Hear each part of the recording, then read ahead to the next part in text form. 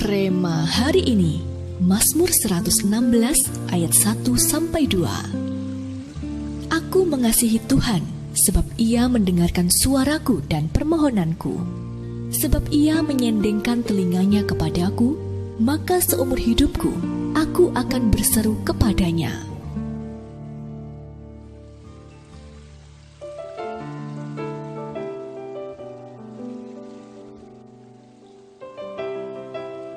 Seorang pemuda yang baru saja kehilangan pekerjaan datang ke rumah seorang pendeta tua.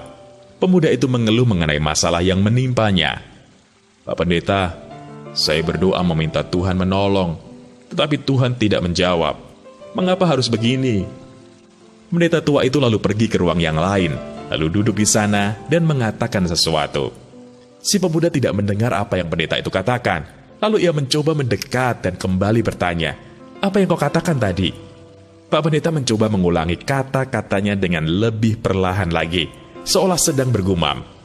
"Apa?" tanya si pemuda lagi, sambil berusaha menyendengkan telinganya untuk dapat mendengar. "Apa katamu tadi?"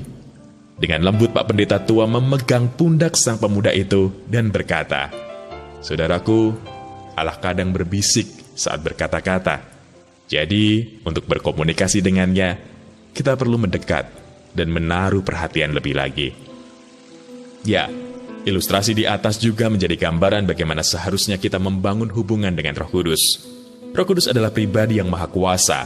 Dia yang bisa menyelamatkan segala aspek dalam hidup kita, baik itu pekerjaan, pernikahan, karir, kesehatan, juga masa depan kita. Kita dapat melihat bukti nyata karya Roh Kudus dalam salah satu kisah tokoh Alkitab, yaitu Henokh. Ia memilih bergaul karib dengan Roh Kudus, dan Alkitab mencatat bahwa Henokh mengalami kemuliaan yang luar biasa. Bahkan ia diangkat oleh Allah. Kejadian pasal 5 ayat 22-24. Bagaimana dengan kita? Apakah kita juga menyadari jika membutuhkan Roh Kudus? Sebab kita semua tahu bahwa tanpa Roh Kudus, kita tidak dapat berbuat banyak. Roh Kudus adalah pribadi yang hidup dan sangat berkuasa, yang akan menuntun setiap langkah kita kepada kemuliaan Tuhan. Oleh karena itu, hari ini juga, mari kita mulai membangun komunikasi yang baik dengan Roh Kudus. Siapapun yang mengasihi dan mencari Roh Kudus dengan sepenuh hati, maka Roh Kudus pasti hadir bagi kita. Dia akan tinggal di hati kita dan memimpin hidup kita, sehingga kita akan mengalami kemuliaan yang luar biasa di tahun 2021 ini.